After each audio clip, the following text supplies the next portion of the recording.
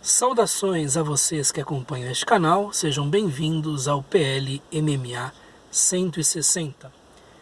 Continuando nossa série, já se aproximando bastante do fim, chegou o momento de falarmos de mais 4 capítulos ou 4 entradas do livro 12 das Meditações de Marco Aurélio, isto é, capítulos ou entradas de 32 e 35. A tradução que eu vou usar é aquela que tem sido usada ao longo de toda esta série, a de Dona Virgínia de Castro e Almeida, que está em domínio público, e como sempre, o trecho que será lido e discutido ao longo dos próximos minutos é colocado aqui na área de descrição do vídeo para quem quiser lê-lo ou consultá-lo. Então vejamos o que Marco Aurélio tem a dizer de si para si neste ponto das suas meditações. Estamos bem perto do fim do livro 12 e do fim da obra inteira. Há um mosquitinho dentro do meu carro que fica voando para lá e para cá, então vocês não se importem com ele. A vida dele é efêmera, ainda mais efêmera do que a nossa. 32. Que ínfima parte do tempo sem limites e sem fim compete a cada um de nós. Bem depressa se esvai na eternidade. Que ínfima parte da substância universal. Sobre que ínfima parte da terra inteira te arrastas. Considerando tudo isto, lembra-te de que nada há de grande a não ser procederes segundo a tua própria natureza e suportares o que te manda a natureza comum. Para que vocês tenham uma ideia de uma outra possibilidade de tradução, a de Edson Bini, veja como isto foi vertido para a língua portuguesa. 32. Quão minúscula é a porção do tempo ilimitado e infinito que foi destinada a cada um de nós. Com efeito, com suma celeridade se desvanecerá na eternidade. Que porção irrisória da substância do universo. Que porção insignificante da alma do universo. Para qual minúsculo torrão da terra universal te moves penosamente. Em meio a essa reflexão, firma-te na ideia de que nada tem grande importância, exceto se agires como orienta a natureza e suportares o que a natureza comum te traz. É mais uma daquelas meditações que tem por objetivo levar Marco Aurélio à compreensão da sua própria dimensão, do seu próprio tamanho, dos limites que a sua constituição acabavam lhe impondo. Que ínfima parte do tempo, que é ilimitado, né, e também sem limites, limitado e sem nenhum tipo de fim, né, ilimitado e sem fim, perdão, que ínfima parte desse tempo, a parte aqui é meros, uma palavra que é importante no vocabulário das meditações, cabe a cada um de nós. Nossa vida é brevíssima, tendo-se em conta os ciclos universais, tendo-se em conta a vida dos grandes astros, que pode durar bilhões de anos. Então nós temos um tempo bastante breve de existência neste plano, neste universo. É necessário que nos lembremos disso a todo momento. Bem depressa se esvai na eternidade. Bem depressa, este período curto de tempo que nos cabe, algumas décadas, se desvanece, desaparece na eternidade, nesse tempo sem fim. Né? Supunha-se que o tempo fosse sem fim. No estoicismo, não se tem ainda uma resposta com relação a isso na cosmogonia científica. Né? Não se tem uma resposta com relação a isso porque não se descarta completamente a possibilidade de universos ciclicamente renovando-se, né? Pelo que eu estou sabendo. Então, o tempo teria nascido com a grande explosão, a grande concentração de energia e expansão, né? O chamado Big Bang, mas é possível que outras linhas temporais já tenham existido e que outras venham a existir. De todo modo, ainda que o tempo não seja infinito, ele é tão incomensurável para nós que podemos considerá-lo assim. Que ínfima parte da substância universal. Aqui, novamente, nós estamos vendo o termo ousia, né? Enfim, a ousia do todo, a substância do todo, portanto, aquilo que nos constitui materialmente, de fato somos bastante pequenos, que ínfima parte da substância universal, sobre que ínfima parte da terra inteira te arrastas, né? É isto que está escrito aqui. Acaba não sendo colocado um dos termos aqui, né? Acaba não sendo colocada uma das sentenças que que porção insignificante da alma do universo, né? Que então que se fala da psique do todo, né? Então vamos colocar aqui em colchetes na nossa transcrição, porque isto não foi traduzido por Dona Virgem de Castro Almeida. De todo modo, também a alma do todo nos cabe, da alma do todo nos cabe uma parte minúscula, uma centelha que é bastante pequena, né? Sobre que ínfima parte da Terra inteira te arrastas, e mesmo relativamente ao nosso planeta, nós somos bastante pequenos. Nós somos pequenos dentro do planeta e ainda diminutos relativamente ao cosmos, né? Então, nossa pequenez, nosso tamanho reduzido, são coisas em que Marco Aurélio insiste nesta meditação. Então, reflete sobre isso, medita nisso, né? Considerando tudo isto, pensando nisto tudo, né? Não tendo isto longe da sua vista, lembra-te de que nada há de grande, nada é grandioso, a não ser, ou nada tem grande importância, a não ser procederes segundo a tua própria natureza e suportares o que te manda a natureza comum. Tendo-se em vista nosso diminuto tamanho, tendo-se em vista o fato de que somos breves e pequenos, o que é que nos cabe fundamentalmente e o que nos pode garantir uma vida plena nesta perspectiva? A obediência à natureza, a compreensão profunda do que a nossa própria natureza individual e de ser humano nos exige e aquilo que a natureza comum acaba nos mandando. Isto é, fazer o que a natureza de ser humano nos pede e suportar aquilo que vem de fora e que, por um encadeamento muito complexo de causas e efeitos, se torna todo o conjunto de vicissitudes no qual nós estamos inseridos.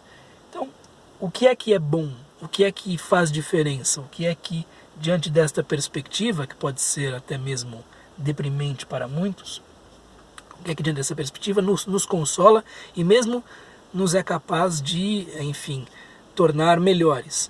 Justamente considerar que há uma natureza própria que nos dá um guia para a felicidade, a serenidade, a excelência e todos esses bens interiores. 33. Que uso faz a tua alma de si mesma? Tudo depende disso. Quanto ao resto, voluntário ou involuntário, é apenas cadáver e fumo. O termo aqui não é alma, não é psique, né? E sim hegemonikon, isto é, aquela parte da mente que nos rege. Então é a mente diretora, a mente que é capaz de nos conduzir, né? Então, veja como é que este hegemonikon, como é que a parte que nos guia está sendo usada, como é que ela está empregando as suas forças, as suas faculdades, né? Porque tudo depende disso, isto é, tudo diz respeito a isso, né? De que maneira você está encarando a vida, de que maneira você está reagindo àquilo que acontece, de que maneira você está fazendo uso, como Epicteto gosta de dizer, né, das representações, né? De que maneira você está navegando pela vida, fundamentalmente. É isso que importa, não o barco em que você esteja. Quão bom comandante, quão bom mestre ou arrais você é, né?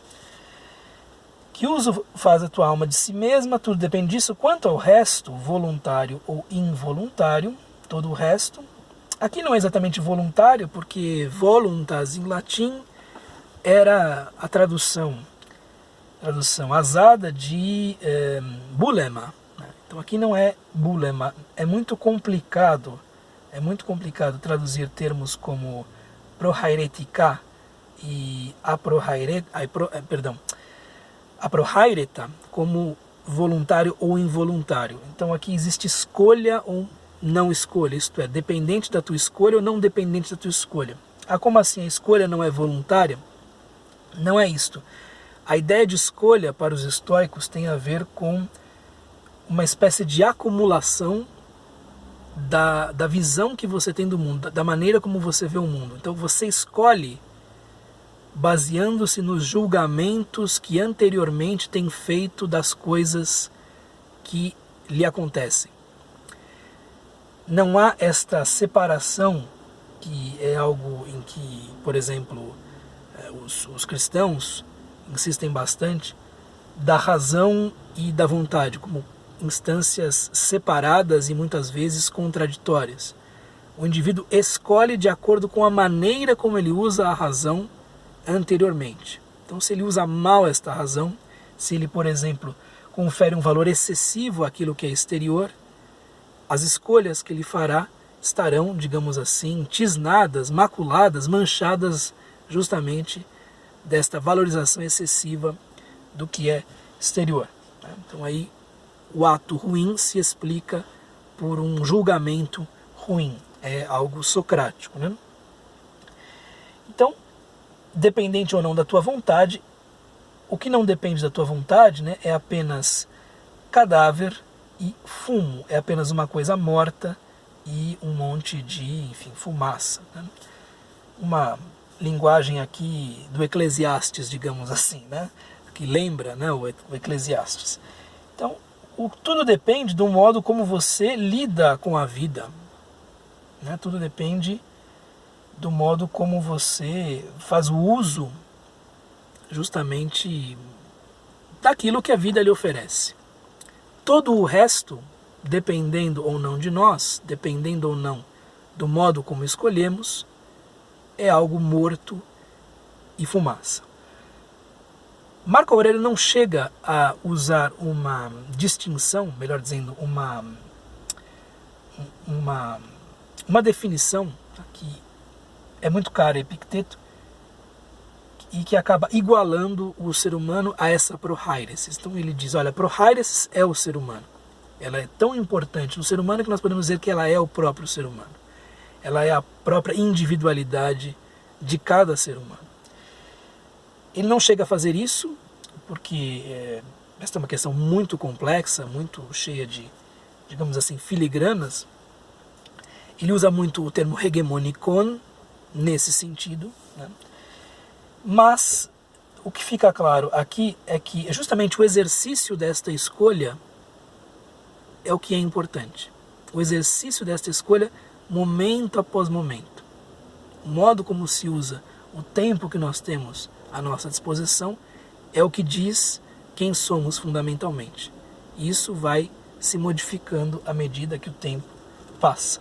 Fundamentalmente nós somos isso para o estoicismo, esta possibilidade de escolha a todo momento. Os estoicos dizem isso, você é esta possibilidade de escolha a todo momento. E Epicteto o diz de maneira ainda mais clara e radical, né?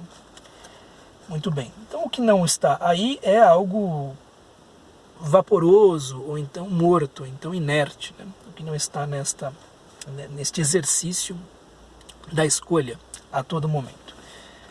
34. O mais poderoso incitamento para desprezarmos a morte vem de que os próprios homens que consideram o prazer um bem e a dor um mal também a têm desprezado. Aqui ele está pensando nos filósofos epicuristas e assemelhados. Aqueles que dizem que o prazer é um bem e a dor é um mal, algo que para os estoicos não era aceitável, porque prazer e dor eram indiferentes. Eles mesmos diziam que a morte deveria ser desprezada, ou que a morte não existia. Eles usavam um silogismo, né? Eles usavam um raciocínio lógico que dizia o seguinte: quando você está vivo, a morte não está. Quando a morte está, você não está. Quando a morte se instala, você não existe mais. Enquanto você existe, a morte não está aqui. Portanto, a morte não existe para você. Ora, se este é um silogismo que nós podemos considerar satisfatório ou não, eu deixo a cada um a incumbência de julgar, né? Mas o que eles dizem é, quando a morte vem, nós deixamos de ser. E enquanto estamos vivos, a morte propriamente não está aí.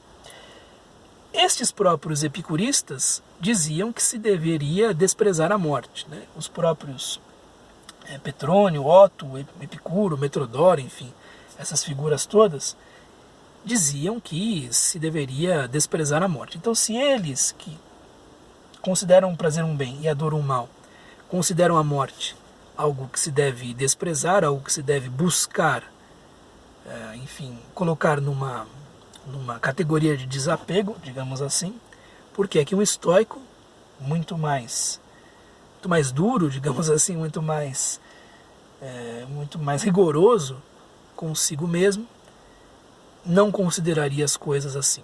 Então, é algo que Marco Aurélio traz à sua mente para justamente pensar que considerar a morte algo que não é nada para o ser humano seria possível. Nós já vimos que muitas vezes Marco Aurélio, nesse sentido, acaba cedendo, né, à opinião comum de que a morte é uma coisa terrível. A morte, para quem toma para si a visão da natureza, ou procura tomar para si a visão da natureza, ou procura entender que nós fazemos parte de uma natureza ordenada, não deve ou não deveria amedrontar. Mas, evidentemente, nós temos toda uma ascendência, né, de seres humanos que sobreviveram porque temeram a morte. Se nós pensarmos do ponto de vista evolutivo, aqueles que não temiam a morte, acho que se deram muito mal na pré-história, né? E nós justamente descendemos desses que eram os mais medrosos e talvez os mais prudentes, né? Portanto, é algo meio hardwired, né? Meio ligado quase que geneticamente, se não geneticamente, em nós. A filosofia oferece o que a razão tem a dizer a esse respeito, e quanto mais você, digamos assim, se purificar pela razão, maior será a sua possibilidade de desprendimento desta questão. Mas nós temos aí tempo, né, para isso. Uns mais, outros menos, né? É algo em que se deve exercitar, né?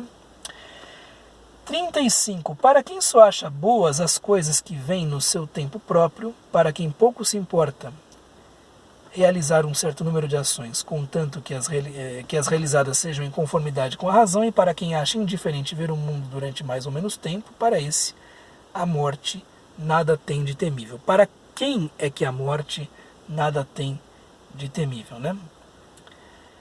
Para quem só acha boas as coisas que vêm no seu tempo próprio, de certo modo, para quem aceita aquilo que a vida traz, para quem aceita as vicissitudes da existência, para quem aceita o jogo da fortuna.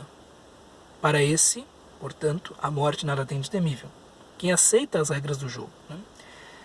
Para quem pouco se importa realizar um certo número de ações, contanto que as realizadas sejam em conformidade com a razão. Então, para quem busca aderir à razão em tudo aquilo que faz. Para quem acha indiferente ver o mundo durante mais ou menos tempo. Para quem se importa com a qualidade do que vive e não com a quantidade de anos que vive.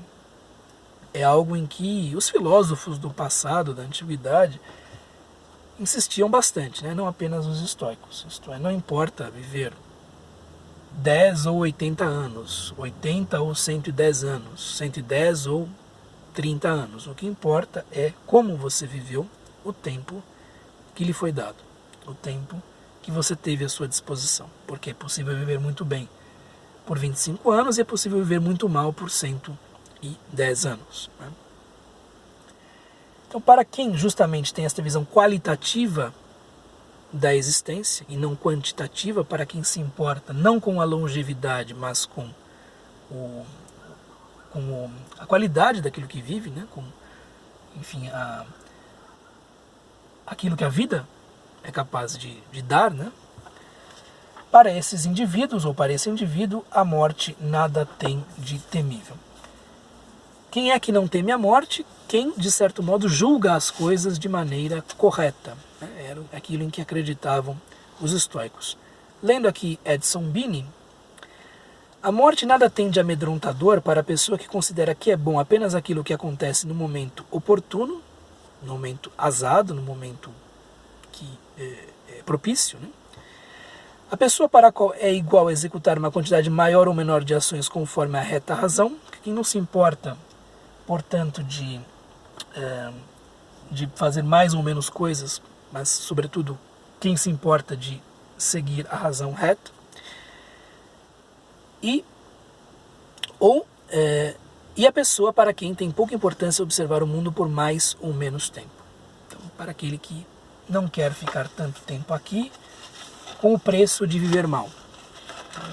Se é o preço de viver mal, a longevidade não importa, não interessa, né? Então nós temos aí mais 4 meditações, bem mais breves do que algumas que nós já vimos aí, muitas delas lidando com a questão da duração da vida e daquilo que se pode tirar da vida, tendo-se em vista o que a morte traz, né? O que a morte traz em termos de significado para a vida. A vida tem significado para nós não temos outro ponto de vista, né? Mas a vida tem significado para nós porque ela tem um fim, porque ela é finita, porque ela é, digamos assim, um recurso escasso. E nós devemos pensar deste modo, né? Então há um raciocínio, por assim dizer, econômico que se pode ter relativamente à vida, e nesse sentido a administração do seu tempo é algo que tem muita importância. Então nós vimos aqui Marco Aurélio em mais algumas meditações lidando com a questão da vida, da morte e de outras bagatelas. Eis o que eu tinha a lhes dizer, um abraço e até o PLMMA de número 161, em que finalizaremos a leitura das meditações de Marco Aurélio. Até mais!